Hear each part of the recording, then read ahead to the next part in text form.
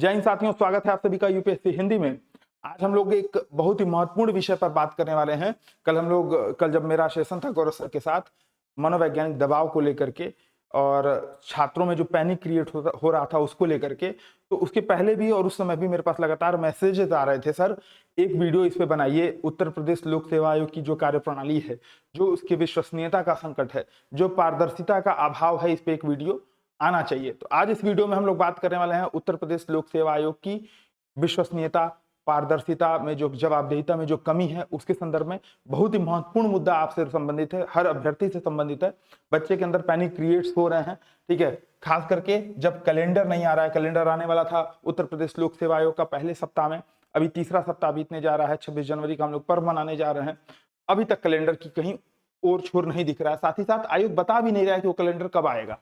बात करें हम रिजल्ट की, तो रिजल्ट भी एक बहुत ही महत्वपूर्ण मुद्दा रहा है। आरओ के भी सोचिए 2023 की मुख्य परीक्षा 2026 में होने जा रही है। उत्तर प्रदेश लोक सेवा आयोग ने जो 2024 की मुख्य परीक्षा उसका अभी तक रिजल्ट भी नहीं घोषित किया। कब आएगा कब जाएगा कुछ नहीं पता। 2025 की मुख्य परीक्षा कब होगी, अभ्यर्थी अभी गफलत में है, पता ही नहीं है कब होगी। और आयोग अपनी एकदम तीर निद्रावसित निष्क्रियता वाले मोड में चला गया है। कोई जवाबदेहिता नहीं है। भाई कुछ अपने बगल वाले बीपीएससी से सीख लो, ठीक है, बीपीएससी इतना शानदार काम कर रही है, कम से कम उससे सीख लो। तो आज हम लोग बात करेंगे इस वीडियो को। ज्यादा से ज्यादा आप जिस भी प्लेटफॉर्म पे हैं शेयर करिएगा, खूब ढेर सारे कमेंट्स करिए, ट्विटर पे, टेलीग्राम पे, यूट्यूब पे इसके क्लिप्स शॉर्ट्स बना बना करके डालिए ताकि ये बात उचित जगह पहुंचे। बात करते हैं उत्तर प्रदेश लोक सेवा आयोग, ठीक है। ये उत्तर प्रदेश लोक सेवा आयोग उत्तर प्रदेश लोक समस्या आयोग, अभ्यर्थी समस्या आयोग बन चुका है, ठीक है, अभ्यर्थी समस्या आयोग बन चुका है। और मैंने कई सारी चीजें हम लोगों ने इस पे मतलब कमेंट्स आ रहे थे तो मैंने कई सारे वहां से मुद्दे उठाए भी, ठीक है। सबसे महत्वपूर्ण बात क्या है इसमें, उत्तर कुंजी।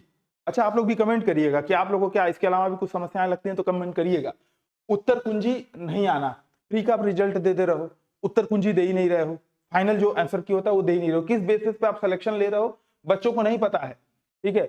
इसी में एक और महान काम करते हैं हमारे यूपीएससी वाले, ठीक है। यूपीएससी वाले पे भी एक अलग से सेपरेट वीडियो बनाऊंगा, Uttar Pradesh union public service commission पे। कमेंट करके बताइएगा यूपीएससी वाले भी, ठीक है। यूपीएससी वाले एक अलग खेला कर देते हैं। सिलेक्शन के बाद जब बच्चों का सिलेक्शन हो जाता है उसके बाद वो रिजल्ट जारी करते हैं, फाइनल मतलब जो मार्क्स होते हैं वो जारी करते हैं। फाइनल मार्क्स के बाद वो फाइनल आंसर की जारी करते हैं और पता क्या चलता है, ठीक है, एक बहुत बड़ा ब्लंडर। और उस आधार पर वो सिलेक्शन ले रहे हैं भाई, प्री का रिजल्ट घोषित कर दे रहे हैं। उसमें पूछा भी था उत्तर यूपीएससी ने कि वित्त मंत्री की ओर से, सॉरी प्रधानमंत्री की ओर से वित्त मंत्री वार्षिक वित्तीय विवरण पेश करते हैं, और उसको सही भी मान लिया था। कई सारे अभ्यर्थी इसकी वजह से एक प्रश्न भाई बाहर कर सकता है। ऐसे में यूपीपीसीएस लगातार 10 से 15 प्रश्न गलत का रिकॉर्ड बना रही है, लगातार रिकॉर्ड है। आप उठा के देखो, रिकॉर्ड पे रिकॉर्ड, कैसे कैसे रिकॉर्ड हमारे। अच्छा, एक महत्वपूर्ण बात इसके पहले, डिस्कशन से पहले एक महत्वपूर्ण बात देख लेते हैं। ये हमारे जो माननीय अध्यक्ष जी हैं, बहुत शानदार व्यक्तित्व है माननीय अध्यक्ष जी का, और देखिए क्या क्या कुछ कुछ लिख रखा है, ठीक है। माननीय अध्यक्ष जी उत्तर प्रदेश लोक सेवा आयोग के, कुशल लोकोपकारी प्रशासन के लिए कर्तव्यनिष्ठ, निष्पक्ष और दक्ष मेधावी युवाओं का चयन करना उत्तर प्रदेश लोक सेवा आयोग का दायित्व है। सबसे महत्वपूर्ण बात यह है कि दायित्व नहीं निभा पा रहा है आयोग, नहीं निभा पा रहे हैं, ठीक है। सोचिए 2023 से अब तक आप फाइनल सिलेक्शन नहीं दे पा रहे हैं आरओ का। अभी मेंस होने जा रहा है फरवरी में, है ना, उसमें भी डेट एक दिन दो दिन बढ़ा दिए, ठीक है। पता नहीं क्या कौन सा नशा करके आयोग काम कर रहा है, भगवान जाने, ठीक है। पढ़िएगा इसको, पढ़िएगा, ये सारा कुछ दिया हुआ है। फिर से बताने में इसमें समय खर्च करने का कोई मतलब औचित्य ही नहीं है, कोई मतलब ही नहीं है, ठीक है। बात करते हैं हम लोग अपने विषय पर। तो उत्तर कुंजी गायब है। किस बेसिस पे आप सिलेक्शन कर रहे हो कुछ नहीं पता है, बच्चों को नहीं पता है कि सही उत्तर कुंजी क्या है, ठीक है। इसके अलावा प्रश्नोत्तर विवाद, ठीक है, 10 से 15 प्रश्न आप गलत डाल दे रहे हो। अभ्यर्थी लगातार इसको लेकर के परेशान है। और सबसे महत्वपूर्ण बात क्या है, जब 11 नवंबर 2024 को हम लोगों ने जब आंदोलन किया था, अब मुझे इस चीज का बहुत गलत लगा, इसीलिए मैं बार बार इस मुद्दे को उठाता भी रहा था। वहां पे जब हम लोग आयोग से बात करने गए थे तो जो तथाकथित वहां पे राजनेता लोग हैं 2024 वाले 11 नवंबर 2024 वाले आंदोलन में, उन्होंने इस मुद्दे को रखने नहीं दिया। जबकि मैंने अपने जैसे आयोग से जब अंदर से वार्ता के लिए लोग आए थे तो उन्होंने हैंड रिटन नोट्स मंगाए थे कि आपको जो जो मुद्दे हों उठाओ। मेरे अलावा शायद ही कोई कोचिंग वाला वहां पे मौजूद था, ठीक है। तो वहां पे मैंने इस बात को रखा था कि उत्तर कुंजी दी जाए, प्रश्नोत्तर जो सही, जिन प्रश्नोत्तर के आधार पर मार्किंग हो रही है उसको दिया जाए, मुख्य परीक्षा के जो कॉपियां हैं उनको अभ्यर्थियों को देखने दिया जाए, ठीक है, जैसे आयोग भाई बीपीएससी कर सकता है, हमारा प्यारा आइए ना हमारा बिहार बीपीएससी कर सकता है, तो यूपीपीसीएस क्यों नहीं कर सकता? इस चीज को क्यों नहीं लागू कर सकता है भाई, है ना? इसके बाद अगला मुद्दा आ जाता है कट ऑफ का। आप कट ऑफ नहीं बताते हो, जब फाइनल रिजल्ट आ जाएगा बन रहे हो आप यूपीएससी, है ना, कोई काम धाम नहीं यूपीएससी, तो कम से कम अपना एक कैलेंडर ईयर में एक परीक्षा करा ले रहा है, आप तो वो भी नहीं कर पा रहे हो।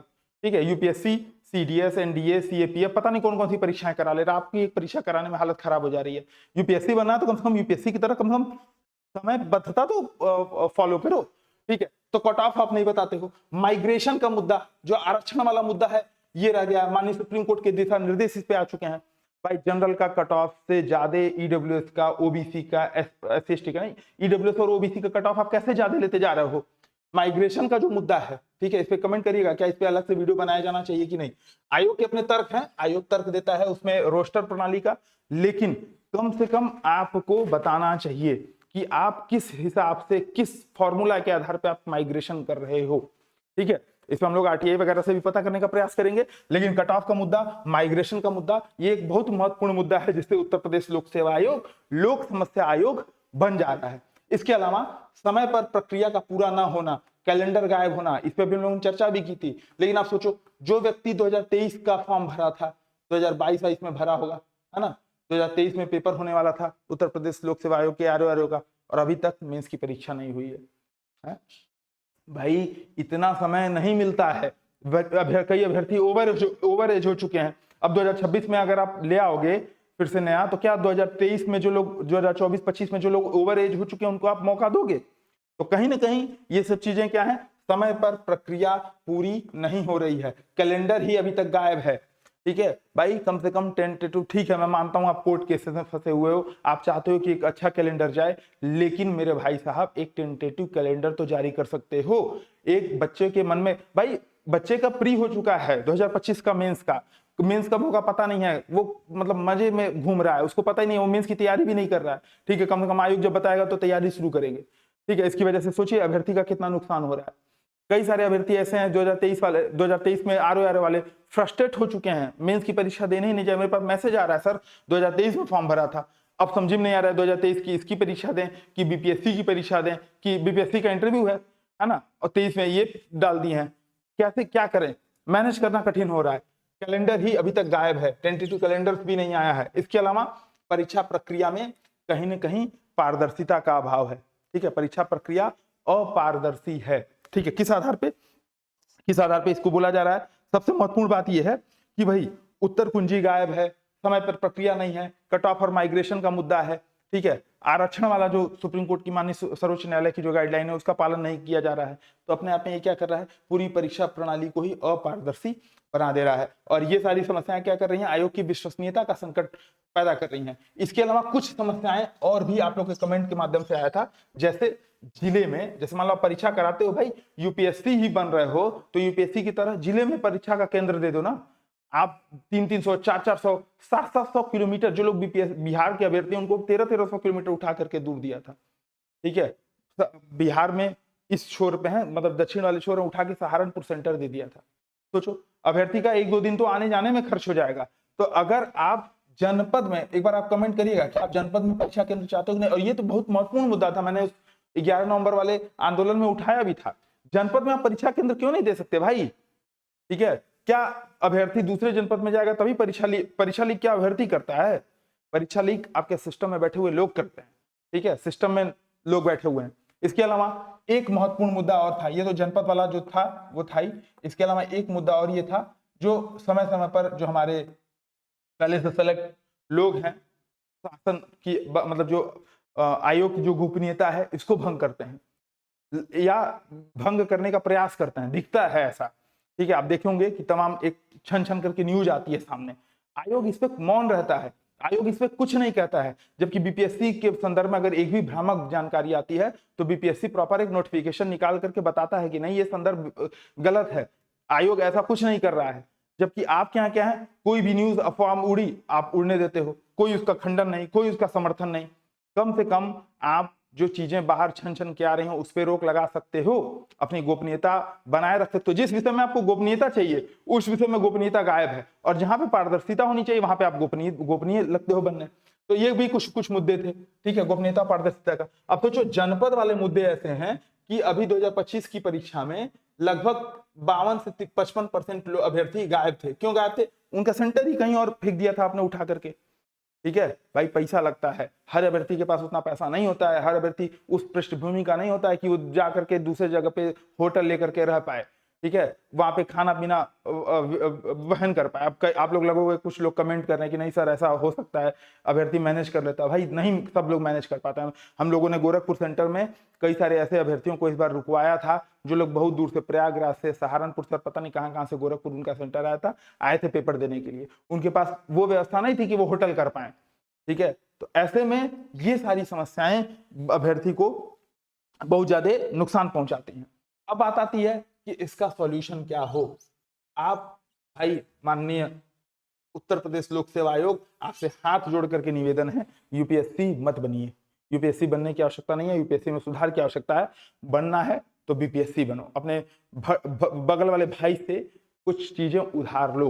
देखो बीपीएससी से क्या सीखने की जरूरत है। सुधार के मुख्य बिंदुओं पे बात करें तो उत्तर कुंजी और कट ऑफ, ये आप रिजल्ट के साथ जारी करो। जो फाइनल आंसर की है, फाइनल वाली, और जो कट ऑफ है, किस पूरा ये एससी का, एसटी का, ओबीसी का, ईडब्ल्यूएस का, जनरल का क्या कट ऑफ है, किस बेसिस पे, आधार पे आपने मुख्य परीक्षा के लिए सिलेक्शन किया, यार ये क्यों नहीं जारी कर सकते? क्या क्या ऐसा, मतलब आपकी गोपनीयता इसमें क्यों गोपनीय बन रहे हो? ठीक है। प्लस आरक्षण पर माननीय कोर्ट के फैसले लागू हों।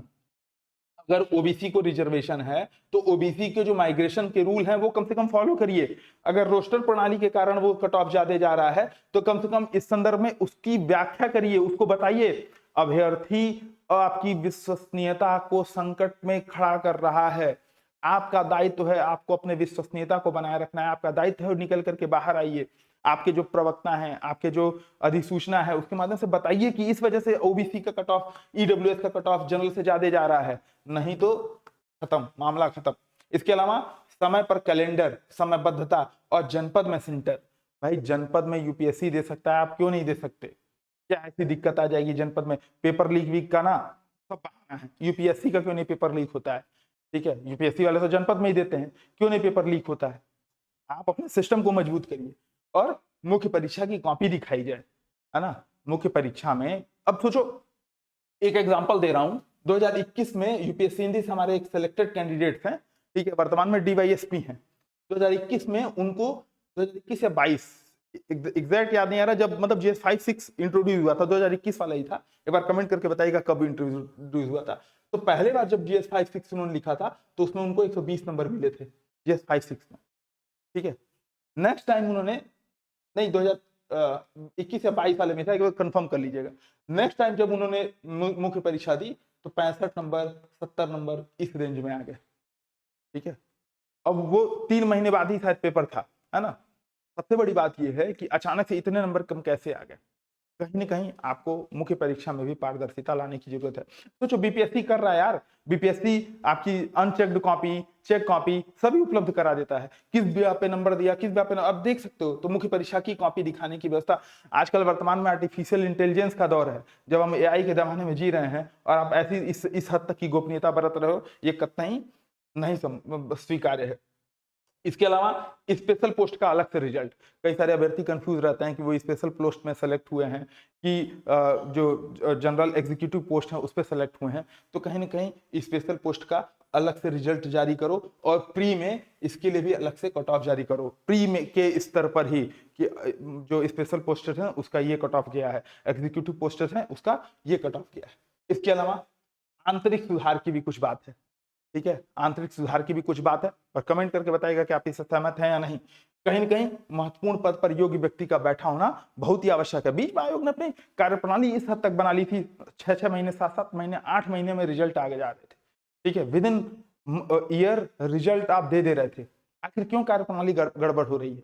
कहीं ना कहीं महत्वपूर्ण व्यक्ति पर योग्य व्यक्ति, महत्वपूर्ण पद पर योग्य व्यक्ति नहीं है। इसके अलावा सूचना लीक, ठीक है, जहां पे गोपनीयता बरतनी है वहां पे बरतिए, ठीक है, लेकिन सूचना लीक पर कार्रवाई करिए। जो अधिकारी, जो आपके कर्मचारी इस सूचना लीक में शामिल हैं, छन छन करके जो आपकी न्यूज आती रहती है समय समय पर, ठीक है, बम गिरा बम गिरा बम गिरा, आकाश गिरा आकाश गिरा आकाश गिरा, पता चले कुछ नहीं, ठीक है, कैलेंडर आ रहा है पहले वीक में पता चले कुछ नहीं, तीसरा वीक बीत जा रहा है कुछ नहीं आ रहा। तो सूचना लीक पर कार्रवाई करिए, गोपनीयता जहां बरतनी है वहां बरतिए, अभ्यर्थियों के साथ गोपनीयता मत बरतिए, ठीक है, अभ्यर्थियों के साथ गोपनीयता मत बरतिए। इसके अलावा अभ्यर्थियों से संवाद, भाई open session, UPSC open session, UPSC के अध्यक्ष ओपन सेशन ले सकते हैं। आप क्यों भाग रहे हो अभ्यर्थियों से? आप भी कभी अभ्यर्थी रहे होंगे, आप भी कभी इस परीक्षा की तैयारी किए होंगे, ठीक है, तो अभ्यर्थियों से क्यों भाग रहे हो यार? क्यों भाग रहे हैं? तो अभ्यर्थियों से आयोग संवाद करिए, ठीक है, ये बहुत ही महत्वपूर्ण है और विश्वसनीयता बहाली के उपाय होने चाहिए, ठीक है। तो आज का ये जो वीडियो सेशन था ये आप सभी के लिए बहुत ही महत्वपूर्ण था। इस वीडियो को ज्यादा से ज्यादा शेयर करिए ताकि आयोग तक ये बात पहुंचे और हम लोग भी अपने तमाम जो मीडियम है, जो माध्यम है, और मुझे पूरा विश्वास है कि माननीय मुख्यमंत्री जी इस मुद्दे को जरूर देखेंगे। हम लोग माननीय मुख्यमंत्री जी से मिलने का प्रयास किया जाएगा इस मुद्दे को लेकर के, एक प्रॉपर ज्ञापन तैयार करके। और आप सभी से निवेदन भी है कि आप जो लोग चाहते हैं कि उस ज्ञापन में आपके नाम जुड़े, आप उस प्रक्रिया का हिस्सा बनना चाहते हैं, तो अपना नाम जरूर कमेंट करिएगा, किस जिले से हैं ये जरूर कमेंट करिएगा, ठीक है। हम लोग जल्द से जल्द प्रयास करेंगे कि माननीय मुख्यमंत्री जी से, क्योंकि मुझे उम्मीद है कि माननीय मुख्यमंत्री जी इस चीज को लेकर के बहुत ही जागरूक हैं और कहीं ना कहीं उनको सही बात पता नहीं है। जैसे ही सही बात पता चलेगी वो अभ्यर्थियों के हित में फैसला लेने में सक्षम और फैसला लेंगे भी। बाकी आपकी क्या राय है एक बार कमेंट करके जरूर बताइएगा।